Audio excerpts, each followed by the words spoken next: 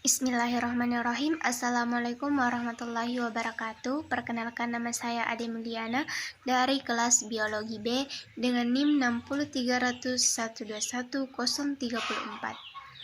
Pada kesempatan kali ini, saya akan menjelaskan materi mengenai lipid.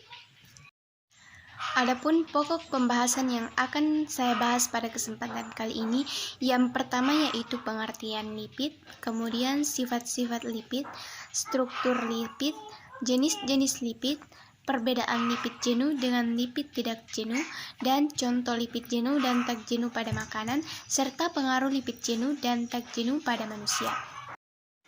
Pertama ada pengertian lipid, di mana lipid adalah senyawa organik berminyak atau berlemak yang tidak larut di dalam air, akan tetapi larut dalam pelarut lemak.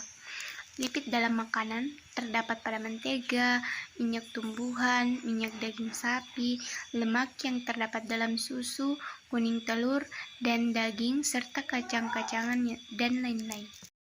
Yang kedua yaitu sifat-sifat lipid, di mana lipid ini mempunyai sifat yaitu relatif tidak dapat larut di dalam air dan larut dalam pelarut nonpolar seperti ether, kloroform, dan benzena. Hidrolisis dari lipid akan menghasilkan asam lemak yang berperan pada metabolisme tumbuhan serta hewan. Lipid ini tidak mempunyai satuan yang berulang sebagaimana karbohidrat dan protein yang memiliki satuan yang berulang. Lipid merupakan minyak murni tidak berbau, tidak berasa, serta tidak berwarna. Lipid larut dalam pelarut organik seperti alkohol, kloroform, aseton, benzena, dan lain-lain. Lipid ini juga tidak memiliki muatan ionik. Selanjutnya, struktur lipid. Penyusun utama lipid adalah trigliserida, yaitu ester gliserol dengan 3 asam lemak yang bisa beragam jenisnya. Rumus kimia trigliserida adalah CH2COOR, CHCOOR, CH2COOR. Asam lemak penyusun lipid ada 2 macam. Yang pertama asam lemak jenuh, kemudian asam lemak tidak jenuh. Asam lemak tidak jenuh ini molekulnya mempunyai ikatan rangkap pada rantai karbonnya. Nah, berikut contoh paparan struktur lipid. Selanjutnya yaitu jenis-jenis lipid. Lipid ini berdasarkan sumber lemaknya terdiri atas lemak hewani dan lemak nabati. Lemak hewan ini adalah lemak yang bersumber dari hewan, termasuk ke dalam jenis lemak tak jenuh.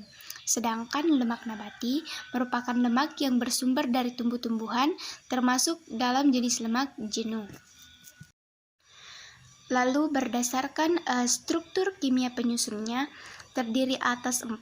Yang pertama yaitu lemak sederhana atau trigliserida, kemudian fosfolipid, kemudian yang ketiga lipoprotein, dan yang keempat yaitu steroid. Selanjutnya berdasarkan ikatan kimianya, lemak jenuh itu lemak yang diatur dengan struktur yang tidak memiliki ikatan rangkap pada rantai karbon atau asam lemaknya. Sedangkan lemak tak jenuh yaitu lemak yang strukturnya memiliki ikatan rangkap pada rantai karbon asam lemaknya. Selanjutnya, perbedaan lemak jenuh dan lemak tak jenuh. Menurut ada atau tidaknya ikatan rangkap yang terkandung dalam asam lemak, maka asam lemak ini dapat digolongkan menjadi asam lemak jenuh dan asam lemak tak jenuh. Asam lemak jenuh ini itu tidak mengandung ikatan rangkap, di mana asam lemak yang semua ikatan atom karbon pada rantai karbonnya berupa ikatan tunggal atau jenuh. Contohnya asam laurat, asam palmitat, dan asam stearat. Sumber utama asam lemak ini adalah minyak kelapa yang dapat mengandung 50% asam laurat serta minyak biji sawit. Sifat kimia asam ini larut dalam pelarut polar, misalnya air, dan juga larut dalam lemak karena gugus hidrokarbon atau metil di satu ujung dan gugus karboksil di ujung lain. Kemudian asam lemak tak jenuh. Asam lemak tak jenuh dengan ikatan rangkap banyak merupakan asam lemak yang mengandung lebih dari satu ikatan rangkap. Asam lemak ini akan kehilangan paling sedikit 4 atom H. Contohnya asam lemak linoleat. Sifat kimia dari asam linoleat adalah tidak larut dalam air. Contoh dari struktur asam lemak tak jenuh dapat kita lihat pada gambar tersebut. Pokok pembahasan selanjutnya yaitu contoh lipid jenuh dan tak jenuh pada makanan. Di mana contoh lipid jenuh yaitu minyak, daging, susu, dan keju. American Diabetic Association telah menetapkan batas aman konsumsi lemak jenuh, yaitu sebesar 7% dari total kalori harian. Contoh lipid tak jenuh yaitu minyak zaitun, alpukat, ikan salmon, biji-bijian, serta kacang kenari. Lemak tak jenuh ini merupakan lemak yang baik karena baik untuk kesehatan tubuh, di mana dibagi menjadi atas lemak tunggal dan lemak ganda. Makanan yang mengandung lemak tak jenuh tunggal seperti minyak zaitun, sedangkan lemak tak jenuh tunggal biasanya terdapat makanan yang banyak mengandung omega 3, omega 6 seperti kacang kedelai dan ikan salmon. Selanjutnya, pengaruh lipid jenuh dan tak jenuh pada manusia. Asam lemak jenuh adalah asam lemak yang tidak memiliki ikatan rangkap pada atom karbon. Ini berarti asam lemak jenuh tidak peka terhadap oksidasi dan pembentukan radikal bebas seperti halnya asam lemak tidak jenuh. Efek dominan dari asam lemak jenuh adalah peningkatan kadar kolesterol total secara umum. Makanan yang berasal dari hewan, daging berlemak, keju, mentega, dan krim susu, selain mengandung asam lemak jenuh juga mengandung kolesterol.